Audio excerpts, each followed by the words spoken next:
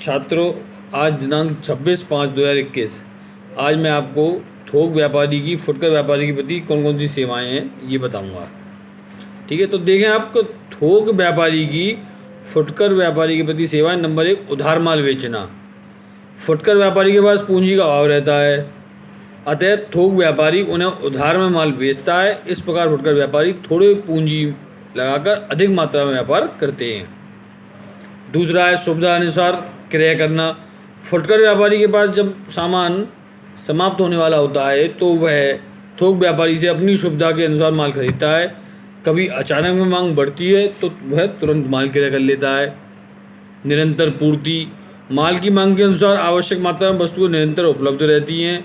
थोक व्यापारी फुटकर व्यापारी को निरंतर माल की पूर्ति कराता रहता है क्योंकि उसके पास स्टॉक उपलब्ध रहता है। विज्ञापन का लाभ। थोक व्यापारी द्वारा उत्पादक द्वारा विज्ञापन करने में मांग बढ़ने में फुटकर व्यापारी को लाभ मिलता है। मूल्य में स्थिरता। जब थोक व्यापारी को लगता है कि अचानक मांग में बढ़ोतरी हो गई है तो वह अपने स्टॉक से माल निकालकर मूल्यों में स्थिरता ला सकता है।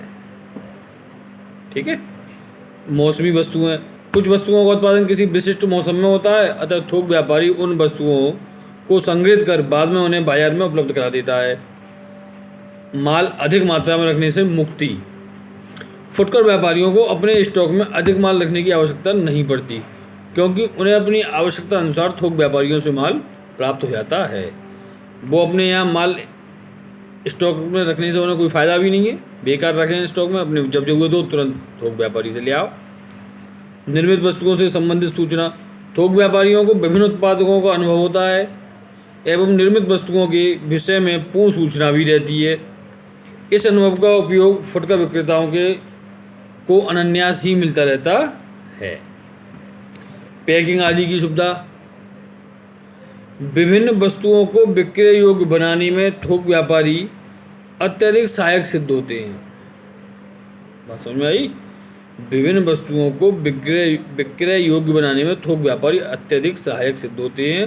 प्रायः माल को छांटने, एकत्रित करने, डिब्बों में भरने अथवा बांधने का कार्य थोक व्यापारी स्वयं करता है, अतः फुटकर व्यापारी इन आपत्तियों से बच जाता है। तो ये जो 9 पॉइंट हैं इसमें थोक व्यापारी की फुटकर व्यापारी के प्रति सेवाएं।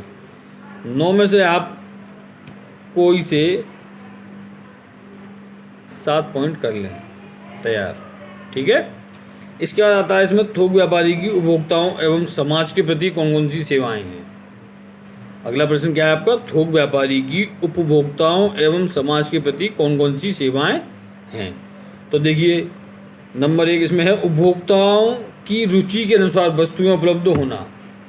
थोक व्यापारी का सदैव यह कार्य है कि वह उपभोक्ताओं की रुचि वाली वस्तुएं उपलब्ध कराए।